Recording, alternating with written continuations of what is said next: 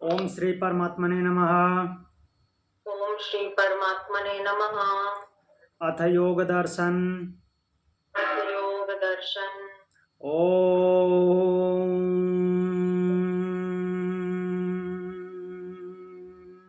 योगेन चित्तस्य पदेन वाचाम योगेन चित्तस्य पदेन वाचाम मलं शरीरस्य च वैद्यकेन मलं शरीरस्य च वैद्यकेन योपाकरोत्तं प्रवरं मुनीनां योपाकरोत्तं प्रवरं मुनीनां पतञ्जलिं प्राञ्जलिरानतोऽस्मि।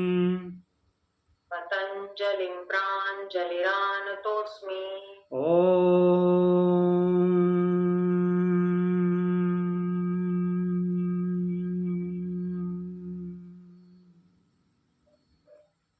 शांति शांति शांति। शांति।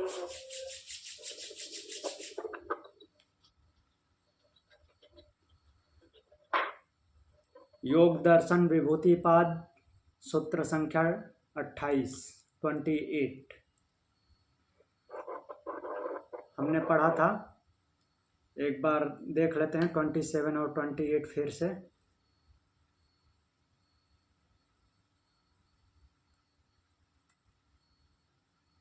तो 27 हमने देखा था। 26 भी था, भुवन ज्ञानम सूर्य संयमात।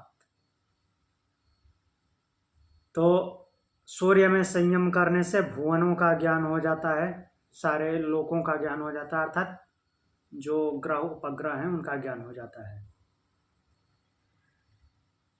चंद्रे ताराव्यूह ज्ञानम, चंद्रमा में संयम करने से ताराव्यूह का ज्ञान हो जाता है। ताराव्यूह का कल हमने अच्छी तरह से समझा था, देखा था। ताराव्यूह क्या होता है?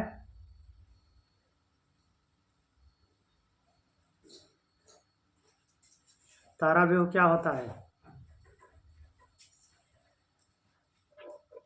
जिसमें नक्षत्र होते हैं। हाँ, नक्षत्र होते हैं। तो नक्षत्रों के ग्रुप को ताराव्यूह बोलते हैं। एक मिनट, तो एक मिनट मैं फिर से एक बार रिप्रेजेंट कर देता हूँ।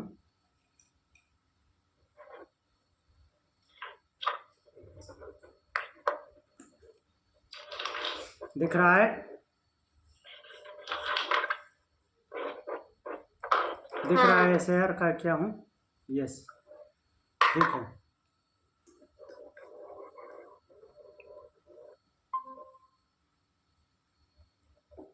तो थोड़ा करेंगे। हाँ, कर रहा हूँ एक मिनट। ये दिखा? हाँ। टोटल कितनी नक्षत्र होती है? 12 नक्षत्र नहीं होती, 12 तो महीने होते हैं। 27 होता है। हाँ, 27 नक्षत्र होती है। 27 नक्षत्र होते हैं, लिख लीजिए, याद नहीं है तो।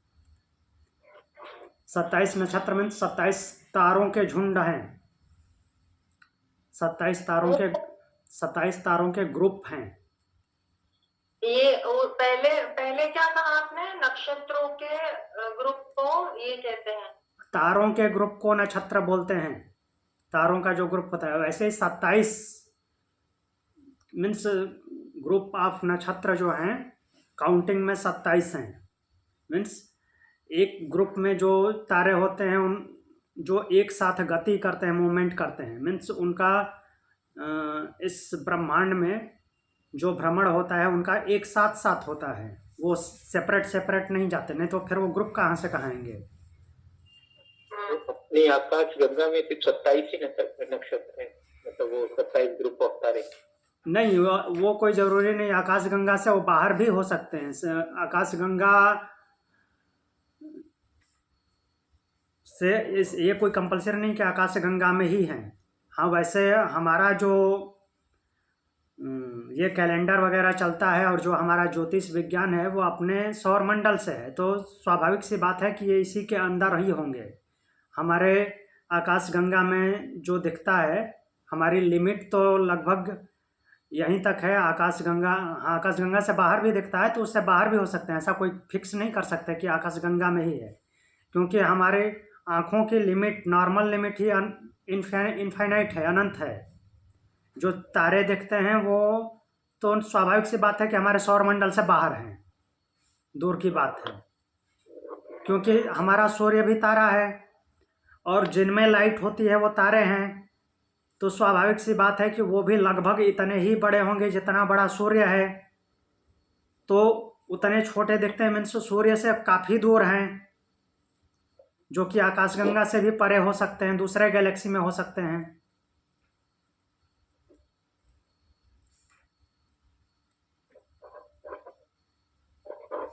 नहीं क्लियर हो रहा है, एक्सेप्ट नहीं हो रहा है। सूर्य हमारा तारा है, तो दूसरे तारे भी तो लगभग इतने बड़े होंगे ना, इससे बड़े भी हो सकते हैं, थोड़ा छोटे हो सकते हैं, क्योंकि जब तक तारा उस साइज का नहीं होगा, सूर्य के साइज का नहीं होगा, मीन्स उससे थोड़ा बहुत कम ज़्यादा, तब तक उसमें सेल्फ लाइट आएगी ही नहीं तो पृथ्वी क्यों नहीं चमक जा रही है? इतना बड़ा बृहस्पति है, क्यों नहीं चमक जा रहा है?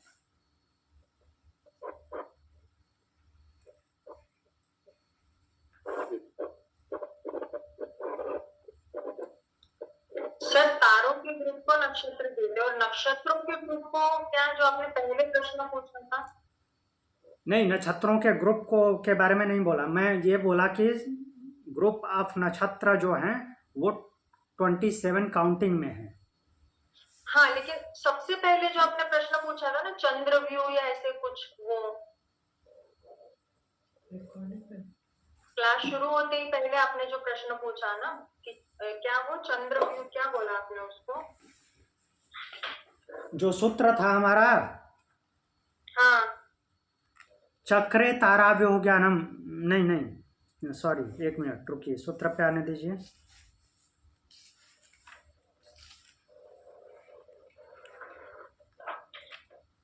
चंद्रे ताराव्यूह ज्ञानम। हाँ, तो ताराओं के व्यूह, तारा का जो व्यूह, या व्यूह शब्द तो हमने कल भी डिस्कशन किया था। व्यूह जो हम नॉर्मली महाभारत से चक्रव्यूह से हमको अच्छी तरह से कनेक्ट हो पाता है, घेराबंदी को ही ताराव्यूह कहते हैं ना, वही आपने प्रश्न पूछा था ना कि ताराव्यूह किसे कहते हैं? ताराव्यूह जो है नक्षत्र को बोलते हैं, मतलब एक नक्षत्र को ताराव्यूह कहते हैं। हाँ, एक नक्षत्र को ताराव्यूह बोलते हैं, और एक नक्षत्र में बहुत सारे तारे होते हैं, उसकी काउंटिंग नहीं होती। हाँ, और चंद्र ताराव्यूह, चंद्रे ताराव्यूह ज्ञानम मीन्स चंद्रमा पे फोकस करने से, चंद्रमा पे समाधि लगाने से, चंद्रमा पे ध्यान लगाने से क्या होता है? नक्षत्रों का ज्ञान हो जाता है, ये इसका अर्थ बनेगा।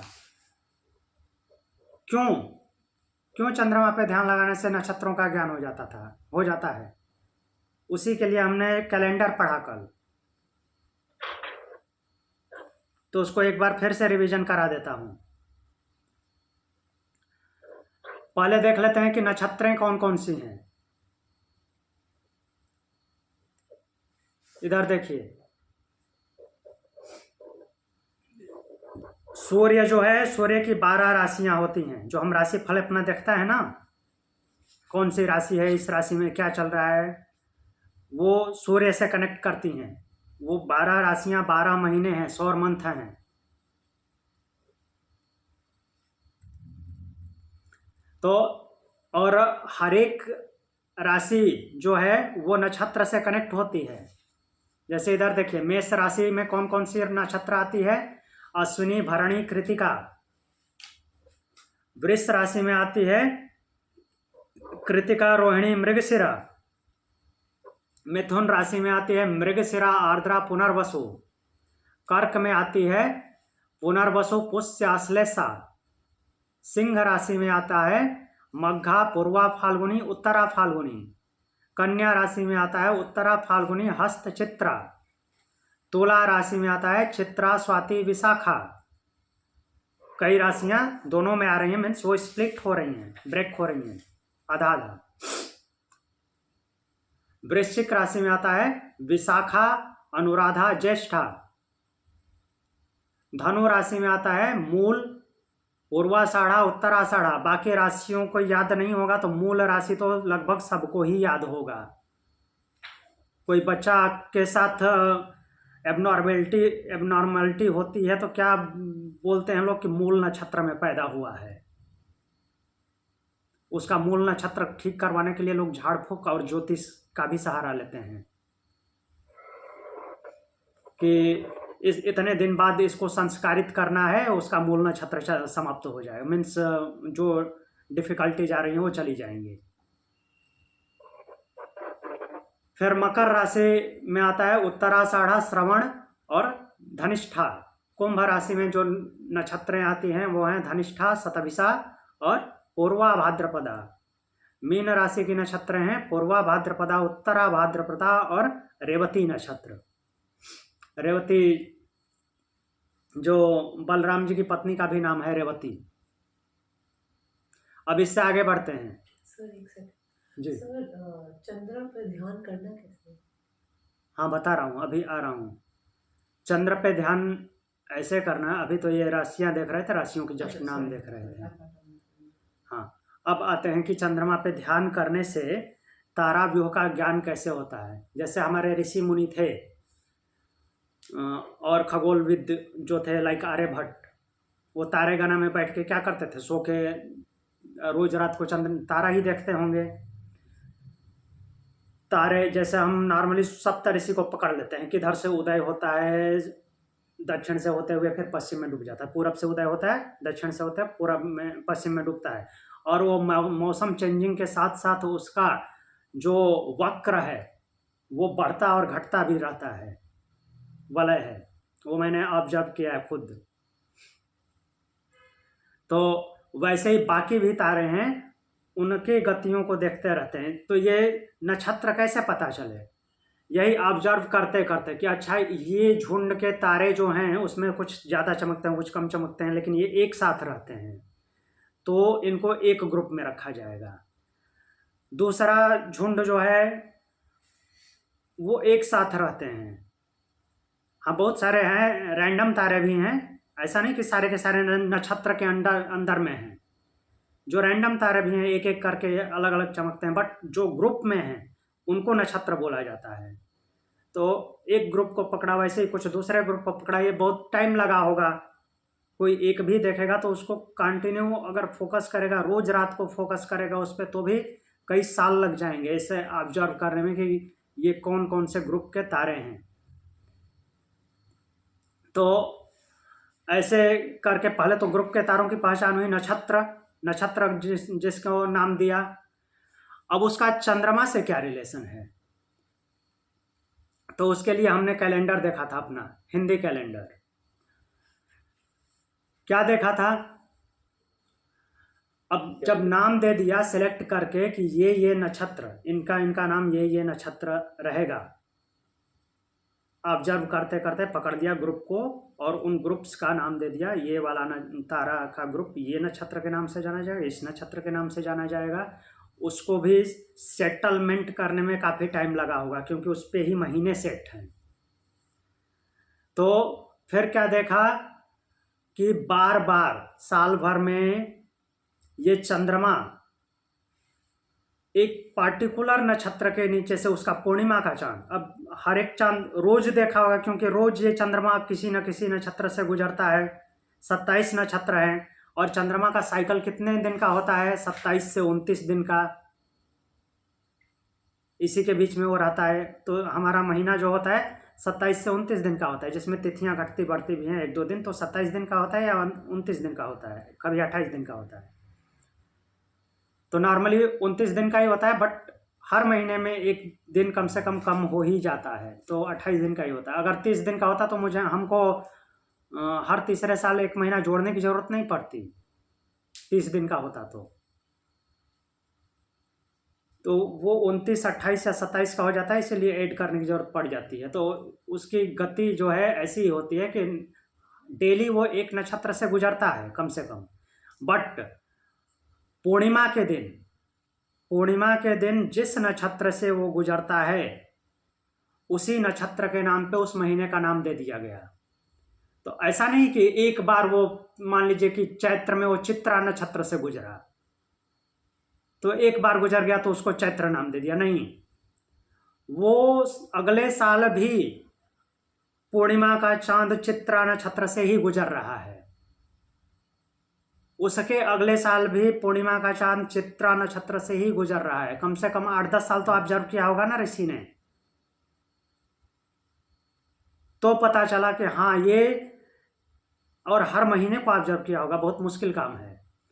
तो उस महीने में पार्टिकुलर उस महीने उस टाइम ड्यूरेशन में जो कि बसंत ऋतु चल रही है, तो उस महीने में पूर्णिमा का चांद चित्रा नक्षत्र से गुजर रहा है, चित्रा नक्षत्र के नीचे से जा रहा है, उसके पास से जा रहा है।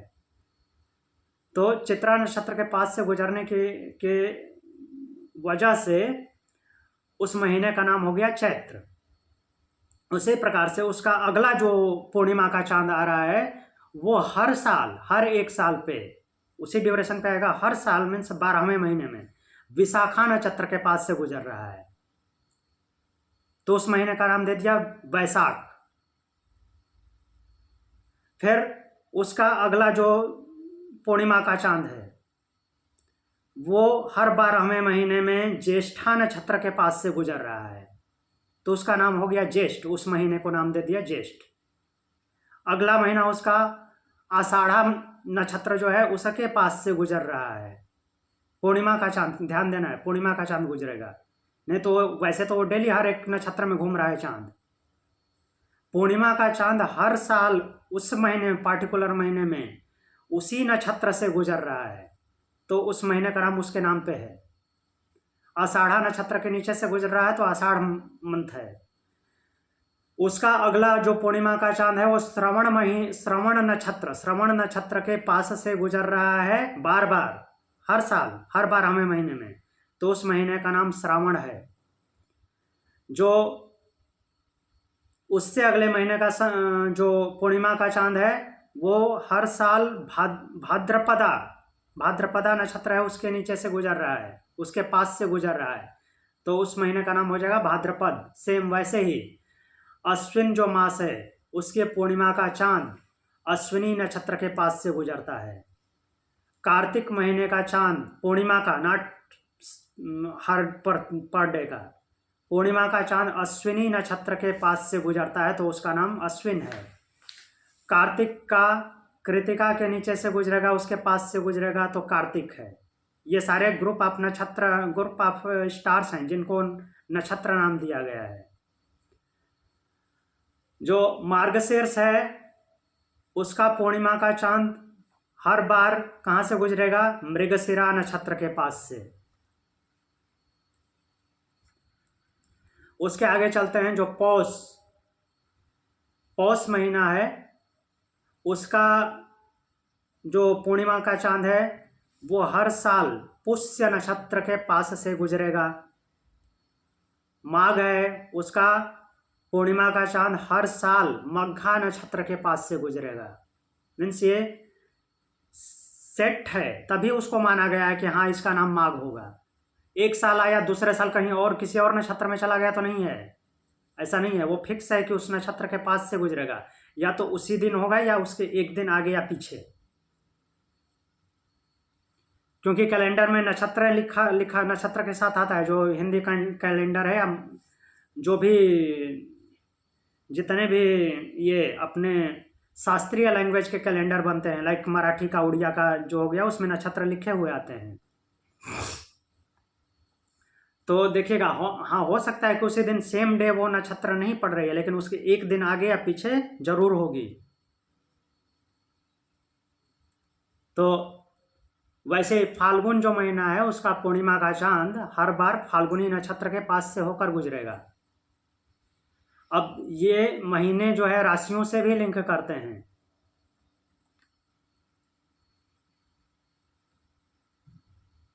तो जैसे देखिए सीक्वेंस में ही है, राशियों के नाम और महीने सीक्वेंस में ही है। चैत्र का लिंक जो है सूर्य के मेष राशि से है, वैशाख वृष राशि, ज्येष्ठ मिथुन राशि, आषाढ़ कर्क राशि, श्रावण सिंह राशि, भाद्रपद कन्या राशि, अश्विन तुला राशि, कार्तिक वृश्चिक राशि, मार्गशीर्ष धनु, पौष मकर, माघ कुंभ, फाल्गुन मीन। अब बोले कि ऐसे कैसे मान लें कि ये सीक्वेंस में ही सारे सेट हैं मंथ के हिसाब से, तो उसका एक लॉजिक है। मकर राशि तो सबको पता है, मकर संक्रांति होती है 14 जनवरी को, वो कौन से महीने में आती है? पौष माह में। इधर देखिए मकर राशि कहाँ आ रही है? पौष मास में।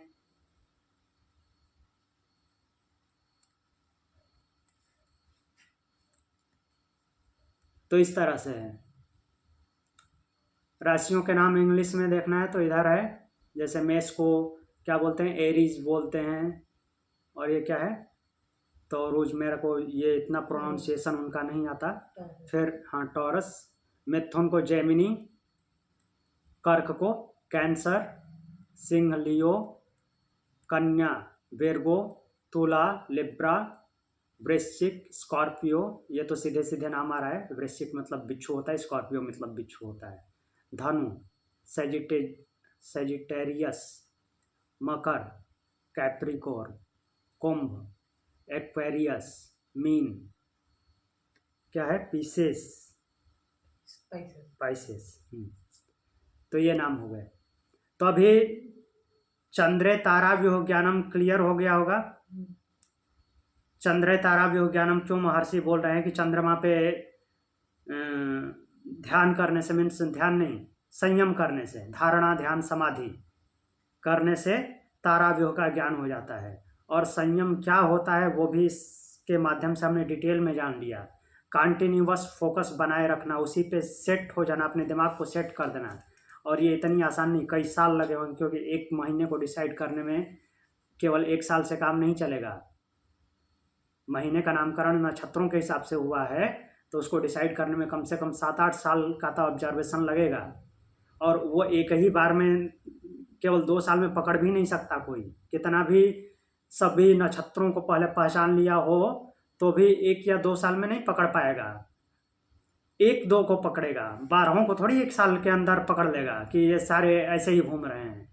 तो उनको कम से कम 10-12 साल तो लगेंगे। तो इसके आगे अब बढ़ते हैं। सर ये संयम हो कैसे रहा है? इन द सेंस कि पहले सूर्य पे कोई संयम कर रहा है, फिर चंद्र पे कर रहा है, फिर ध्रुव तारे पे कर रहा है, जैसे जैसे कर रहा है। एक ही इंसान ये सारा काम कर रहा है कि डिफरेंट लोग डिफरेंट प्रैक्टिसेस पिकअप कर रहे हैं? नहीं, डिफरेंट प्रैक्टिस है, जो वो केवल एक के लिए नहीं बोल रहे हैं, कोई भी ऐसा कर सकता है। मीन्स ओके, उसके केवल एक व्यक्ति को पकड़ के नहीं बोल रहे हैं। मीन्स कोई भी अगर करे किसी एक पार्टिकुलर पे संयम, तो उसको ये ज्ञान प्राप्त होगा। तो वो यूजुअली गुरु बताते हैं कि आप चंद्र पे करो या हाँ। सूर्य पे करो।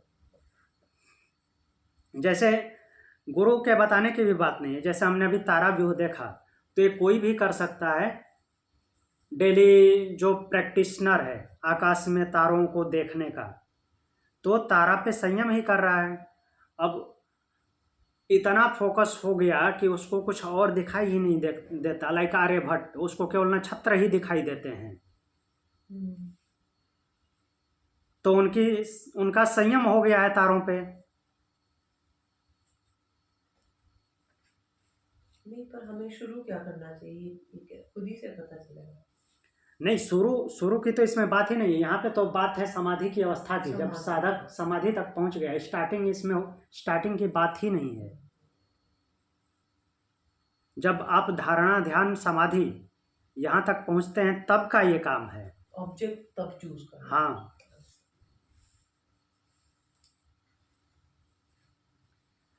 उसके आगे बोलते हैं ध्रुवे तदगति ज्ञानम। इसको भी हमने कल देखा था अच्छे से। मीन्स ध्रुव तारा पे संयम करने से, ध्रुव तारा पे संयम करने से क्या हो जाता है? तदगति ज्ञानम। तद शब्द आया है, अर्थात पीछे वाले सूत्र से लिंक हो रहा है। उनकी गति का ज्ञान हो जाता है। कैसे मान लें कि ये तारा कहाँ से कहाँ गया? कोई एक सेंटर तो होना चाहिए। किसके सापेक्ष वो घूम रहा है। तो देखते देखते पता चला कि ये तारा तो कहीं जाता ही नहीं, यहीं पे रहता है और बाकी उसके चारों तरफ घूम रहे हैं। तो बहुत टाइम ऑब्जर्व करते करते करते करते पता चला कि हाँ, ये भी तारा तो खिसक रहा है, ये भी तारा खिसक रहा है, जो जो इंडिविजुअल तारे हैं वो भी घूम रहे हैं, बट एक तारा ऐसा है कि जो कहीं घूमता ही नहीं।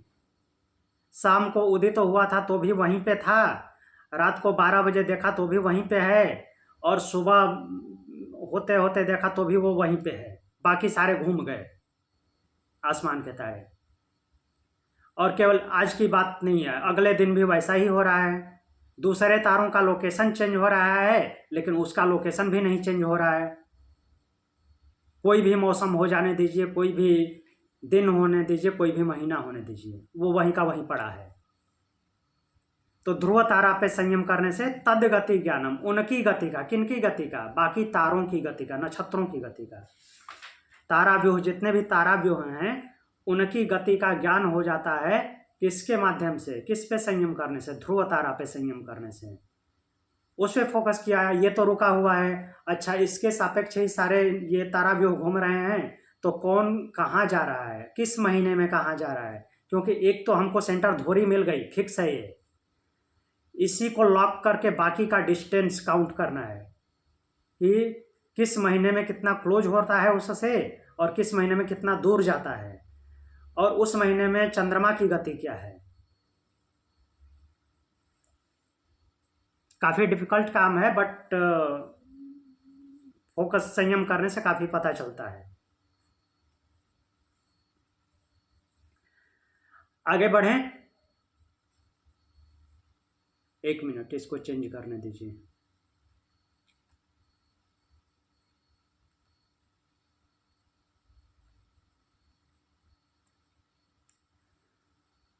तो अब हम आगे बढ़ते हैं।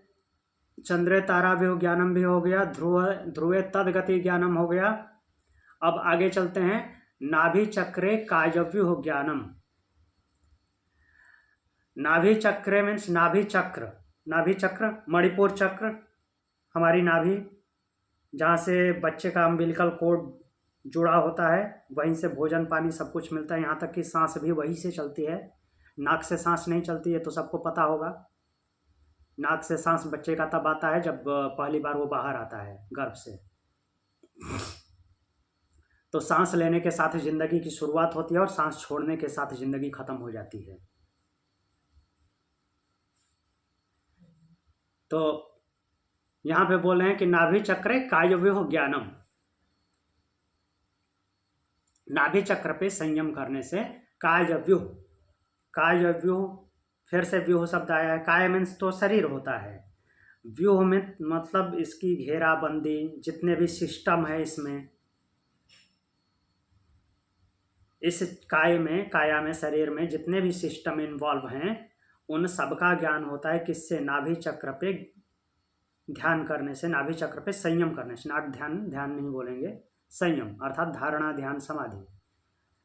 तो कहने का तात्पर्य क्या है कि नाभि चक्र पे संयम करने से, अब इसका लॉजिक मीन्स इतना आसान नहीं है अब, क्योंकि समाधि तक पहुंचा हुआ है साधक, तो उसको बहुत कुछ ज्ञान होगा पहले से, एनाटॉमी, फिजियोलॉजी। तो नाभि चक्र पे संयम करें, क्योंकि बहुत सारे वैद्य भी तो नाभि से बहुत कुछ पता लगाते हैं, तो वैसे ही उसको भी पूरे काया का ज्ञान हो जाता होगा नाभि के माध्यम से।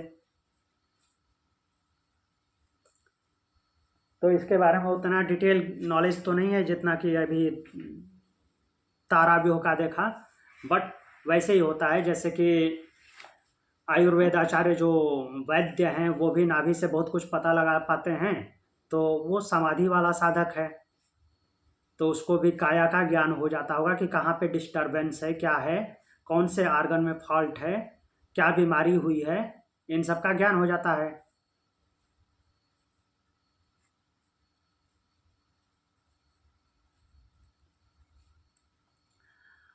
अब आगे चलते हैं,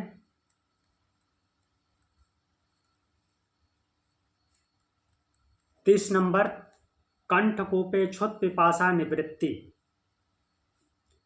कंठकूप, कंठकूप क्या है? यहाँ जो गड्ढा बन रहा है वोकल कोड के नीचे, जो हमारा साउंड बॉक्स है उसके नीचे ये जो गड्ढा है इसको कंठकूप बोलते हैं। इसके पीछे जो होता है ईसोफेगस होता है। ईसोफेगस का स्टार्टिंग पॉइंट यहीं से है, खाना मुंह में जाता है और खाने से नीचे फिर ईसोफेगस है, मीन्स गले से नीचे। तो बोल रहे हैं कि यहाँ पे संयम करने से, कंठकूप पे संयम करने से क्षुत पिपासा निवृत्ति। क्षुत पिपासा मीन्स भूख और प्यास से साधक निवृत्त हो जाता है। अब उसका साइंस तो इतना डीपली मुझे पता नहीं है।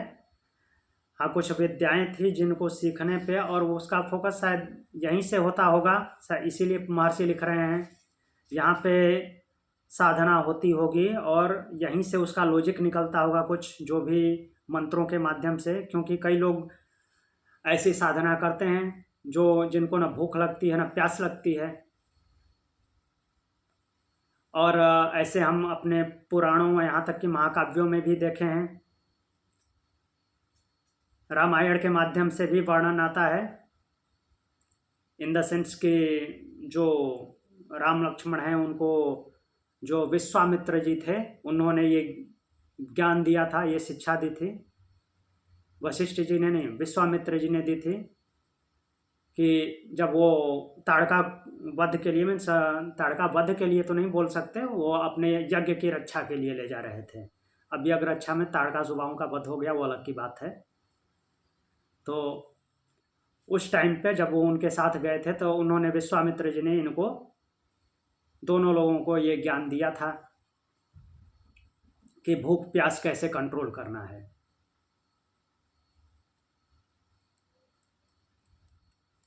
इसके आगे चलते हैं। कूर्मनाड्याम स्थैर्यम, हाँ इसको अब देखते हैं। कूर्मनाड़ी पे संयम करने से, कूर्मनाड़ी पे जब संयम करता है साधक तो उसको क्या होती है? स्थिरता आती है। कूर्मनाड़ी क्या है? इसका एरिया माना जाता है लंग्स से लेकर के ऊपर आइज तक। और भी जगह पे इसका एरिया है, बट यहाँ पे विशेष करके है जहाँ पे भी सूक्ष्म स्पंदन होता है। मीन्स क्या बोलते हैं, स्लो ट्विच मूवमेंट, तो वहां पे कूर्मनाड़ी काम करती है। इसका लिंक किससे है? प्राण से। पंच उप प्राण याद कीजिए, नाग, कूर्म, कृकल, देवदत्त, धनंजय। कूर्म आ रहा है उसमें, क्या करता है? पलक को झपकाना और उठाना, कूर्म का काम है।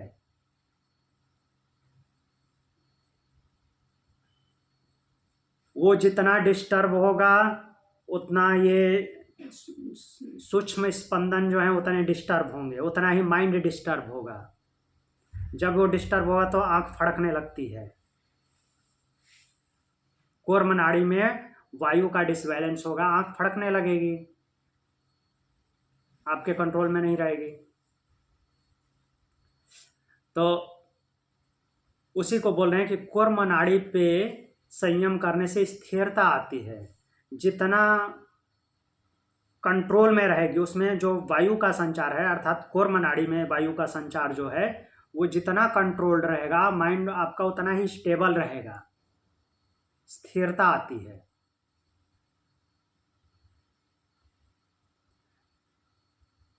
तो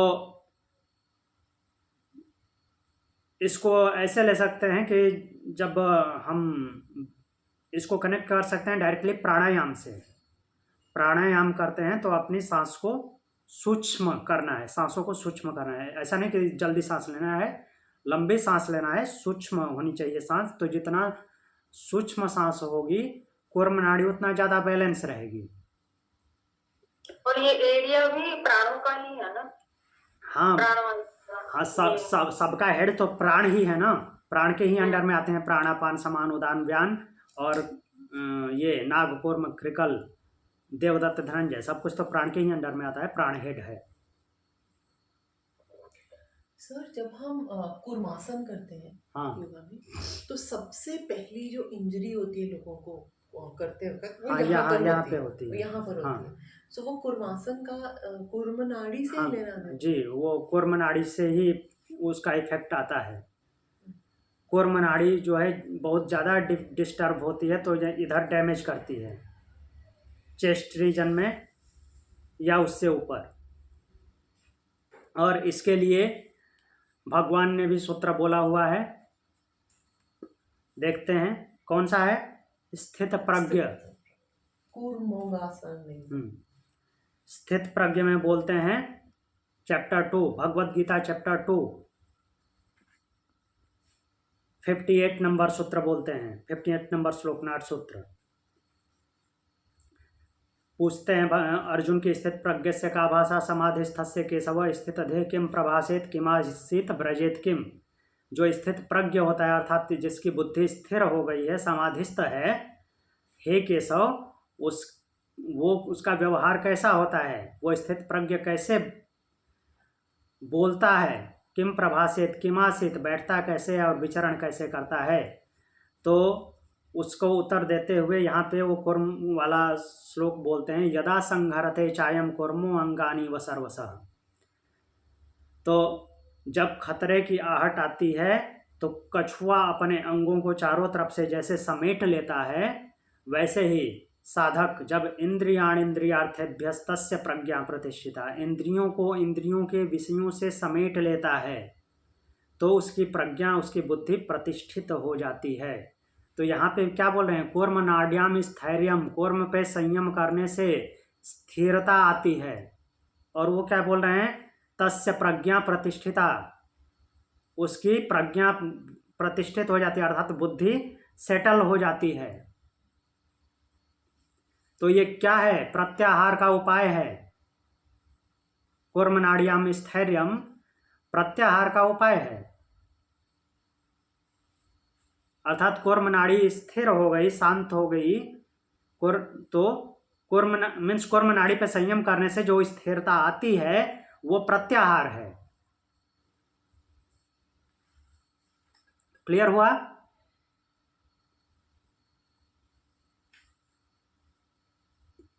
तो इसका माध्यम प्राणायाम ही है।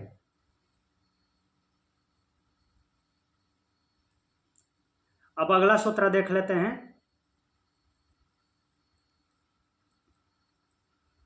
मूर्ध ज्योतिषी सिद्ध दर्शनम।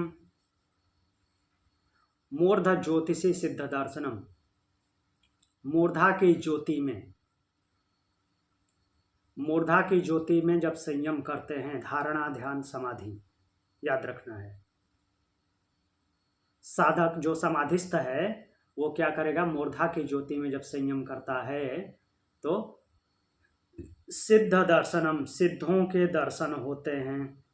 जो सिद्ध हो चुके हैं, सिद्धियां प्राप्त हैं, उनके दर्शन होते हैं। उनके दर्शन होने का तात्पर्य क्या है, अर्थात जो पहले सिद्धियां प्राप्त कर चुके हैं, कौन कौन सी सिद्धियां प्राप्त किए होंगे, वो सब विजुअलाइज होने लगता है। अब ये मूर्धा की ज्योति क्या है, मूर्धा किसे बोलते हैं, मस्तिष्क। हाँ जी, मस्तिष्क को मूर्धा बोलते हैं। जहाँ पे कौन रहता है, आत्मा परमात्मा। कठोपनिषद में बहुत हमने पढ़ा है, हृदय देश है वो, आत्मा परमात्मा वहाँ पे रहते हैं। अर्थात वहाँ पे क्या है, ज्योति जलती रहती है। ज्योति जलती रहती है, क्या दीपक वाली ज्योति जलती है, नहीं, ज्ञान ज्योति सबसे ज़्यादा प्रकाश है। तो उस प्रकाश पे, उस ज्ञान ज्योति पे संयम करने से सिद्धों का दर्शन होता है। तो क्या समझ आ रहा है, कहने का क्या तात्पर्य है कि जब ज्ञान पे संयम हो जाता है तो क्या होगा, ज्ञान प्राप्ति होगी, सीधी सी बात है। ज्ञान प्राप्ति क्या है? सिद्धियों की प्राप्ति। तो मूर्धा के ज्योति पे जब संयम होगा तो ज्ञान की प्राप्ति होगी, सीधी सी बात है।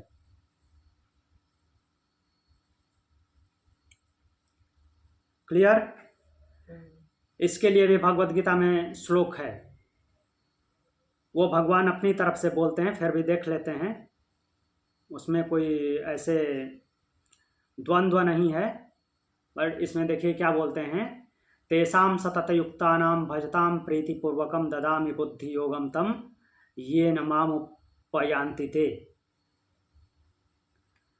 तो जो ऐसे साधक हैं जो मूर्धा ज्योति पे, पतंजलि योग दर्शन के हिसाब से मूर्धा ज्योति में ज्ञान पे संयम करते हैं, तो वो सतत युक्ता नाम क्या है? निरंतर युक्त हैं, जुड़ गए हैं ज्ञान से। और कैसे? प्रीति पूर्वकम भजताम, ऐसे प्रीति पूर्वक भजते, भजने वाले अर्थात उस स्मरण करने वाले, रमे रहने वाले उसमें जो होते हैं, उनको, उन साधकों को तम बुद्धि योगम ददामी, उनको वह क्या करता हूँ? वह बुद्धि योग देता हूँ, बुद्धि योग देता हूँ, जिससे कि वो जो उनके इच्छित परिणाम हैं उसको प्राप्त कर लेते हैं। बुद्धि योगम ददामी ये न ते माम उपयंती, जिससे वे मुझको प्राप्त हो जाते हैं, क्योंकि वो नॉन रिवर्सिबल ट्रैक पे है, तो उसको वो बुद्धि मिलती है जिससे कि वो उसको प्राप्त हो जाता है।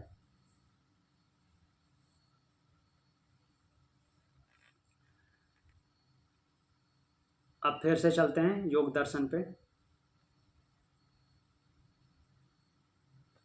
अगला सूत्र बोलते हैं प्रातिभाद्वा सर्वम। ये जो हम शरीर के बारे में पढ़ रहे थे उसको, उसका कंपाइलेशन है ये सूत्र। प्रातिभाद्वा सर्वम, सर्वम शब्द आया है, सीधे सीधे पता चल रहा है सब कुछ की बात कर रहा है। कहाँ कहाँ पे हमने संयम किया था? अभी नाभि चक्र पे किया, कंठकूप पे किया, कूर्मनाड़ी पे किया और मूर्धा ज्योति पे किया। उससे पहले कहाँ किया था? सूर्य पे किया था, चंद्र पे किया था, ध्रुव तारा पे किया था। तो इससे क्या क्लैरिफिकेशन मिल रहा है? पहले ब्रह्मांड पे संयम किया, फिर पिंड पे संयम किया। क्लियर है? पहले ब्रह्मांड की चीजों पे संयम किया, उसके बाद पिंड पे संयम किया। सूर्य, चंद्र, ध्रुव तारा, ब्रह्मांड की बात हो गई, नक्षत्र सारे। उसके बाद हमारे हैं कंठकूप, कूर्मनाड़ी, मूर्धा ज्योति और उससे पहले एक नाभि चक्र। ये क्या हो गए? पिंड की बातें हो गई। अब इन सबको कंपाइल करते हैं, मीन्स जो पिंड की बातें हैं उन सबको यहाँ पे आते हैं प्रातिभाद्वा सर्वम। वा शब्द आया है, वा शब्द आते ही समझ लीजिए कि पहले जो बताया गया है उन सबको वो सुपरसीड कर रहा है। अलग अलग करने की जरूरत नहीं है, ये कर लो। तो क्या बोल रहे हैं? वा मीन्स अथवा, इसके अलावा जो ऊपर जो बताए गए हैं, नाभि चक्र, कंठकूप, कूर्मनाड़ी, मूर्धा ज्योति, इनके अलावा प्रातिभात सर्वम, प्रातिभ ज्ञान उत्पन्न होने से, जब प्रातिभ ज्ञान होता है तो क्या होता है? सबका ज्ञान हो जाता है। हाँ बता रहा हूँ प्रातिभ मीन्स क्या होता है। ये प्रातिभ वही है जिसके लिए हम योग के अंगों की साधना कर रहे थे, योग के अंगों का अनुष्ठान कर रहे थे। विवेक ख्याति,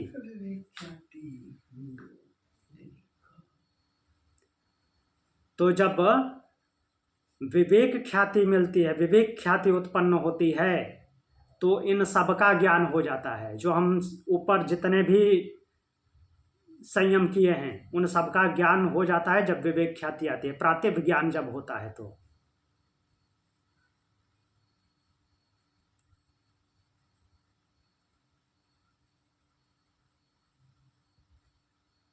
क्लियर हुआ? तो आज की क्लास को हम यहीं पे रोकेंगे। और कुछ पूछना है?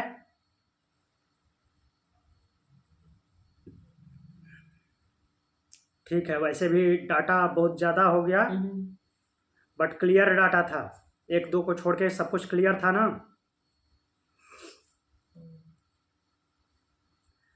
आंख बंद कर लीजिए, फिर एक बार बताता हूँ, ध्यान कर लेते हैं सारे सूत्रों का।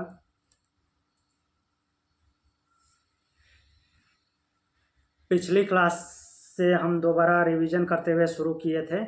भुवन ज्ञानम सूर्य संयमात, सूर्य पे संयम करने से सभी भुवनों का ज्ञान हो जाता। भुवनों मतलब कि जो सूर्य के आजू बाजू में उससे रिलेटेड जितने भी ग्रह उपग्रह हैं उनका ज्ञान हो जाता है। चंद्रे ताराव्यूह ज्ञानम, चंद्रमा पे ध्यान करने से, चंद्रमा पे धारणा ध्यान समाधि संयम करने से क्या होता है, ताराव्यूह का ज्ञान होता है। ताराव्यूह हमने देखा नक्षत्र को बोलते हैं। तो चंद्रमा पे केवल चंद्रमा की गति को ऑब्जर्व करते करते करते करते क्या होता है, उन ताराव्यूह नक्षत्रों का ज्ञान होता है कि चंद्रमा इन नक्षत्रों के ग्रुप में इन नक्षत्रों से गुजर रहा है, और उसी माध्यम से क्या होता है, वो ग्रुप ऑफ स्टार्स का भी ज्ञान हो जाता है। तो उसी को बोल रहे हैं कि चंद्रे ताराव्यूह ज्ञानम। केवल चंद्रमा पे फोकस करते रहिए, डेली चंद्रमा पे फोकस करते करते करते करते ताराओं के ग्रुप, जो ग्रुप ऑफ स्टार्स हैं उनका भी ज्ञान हो जाता है। ध्रुवे तदगति ज्ञानम, अब जब ताराव्यूह का ज्ञान हो जाएगा, नक्षत्रों का ज्ञान हो जाएगा, तो ध्रुव तारा पे संयम कीजिए। ध्रुव तारा पे संयम करेंगे जो कि फिक्स स्टार है, अनमूवेबल है, नॉन मूविंग है। तो उस पे संयम करने से ये जो ताराओं के ग्रुप हैं अर्थात नक्षत्र, उनकी गति कैसे हो रही, किस महीने में, किस मौसम में, कहाँ से कहाँ, कितना डिस्टेंस पे जा रहे हैं, कितना नज़दीक आ रहे हैं, इन सब का वो गति, उनकी गति का ज्ञान हो जाता है। नाभि चक्रे कायव्यूह ज्ञानम, यहाँ तक ब्रह्मांड की स्थिति है। अब हम पहुँचते हैं पिंड में। नाभि चक्रे कायव्यूह ज्ञानम, नाभि चक्र पे संयम करने से कायव्यूह, इस शरीर की संरचना का ज्ञान हो जाता है। कंठकूपे क्षुत पिपासा निवृत्ति, कंठकूप पे संयम करने से क्षुत पिपासा की निवृत्ति हो जाती है, अर्थात भूख प्यास से निवृत्ति मिल जाती है। कूर्मनाड्याम स्थैर्यम, कूर्मनाड़ी जो कि हृदय क्षेत्र से अर्थात लंग्स से लेकर के और भ्रूमध्य दोनों आँखों को लेते हुए, स्पेशली काम उसका आँख में ही ज़्यादा होता है, दिखता है हमको इंटरनली, भले ही और जगह पे हो। तो कूर्मनाड़ी पे संयम करने से स्थिरता आती है, जिसको हमने प्राणायाम के माध्यम से देखा। मूर्ध ज्योति सिद्ध दर्शनम, मूर्ध ज्योति में संयम करने से सिद्धों के दर्शन होते हैं, अर्थात सिद्धियां प्राप्त होती हैं, सीधी सी बात है। मूर्ध ज्योति अर्थात मूर्धा की ज्योति, जहाँ पे हम जिसको हृदय क्षेत्र बोलते हैं, वहाँ पे ज्ञान का भंडार है। तो उस पे संयम करने से क्या होता है, ज्ञान प्रज्वलित तो होता है, ज्ञान जागृत तो होता है, जिससे कि सिद्धियां प्राप्त होती हैं। सिद्धियां प्राप्त होना मतलब रिजल्ट की प्राप्ति होती है, आपके कर्म जो हैं उनके रिजल्ट क्लियर आते हैं। प्रतिभा द्वा सर्वम, वा शब्द आया है, बोल रहे हैं कि इसके अलावा, इनके अलावा, ये सब के अलावा, अगर केवल क्या करना है कि प्रतिभा द्वा सर्वम, जब आपको विवेक ख्याति प्राप्त हो जाए, प्रातिभ ज्ञान हो जाए, तो इन सब कुछ का ज्ञान हो जाता है। तो आज हमने इतना पढ़ा, आज के लिए इतना ही। ओम शांति। ओम शांति।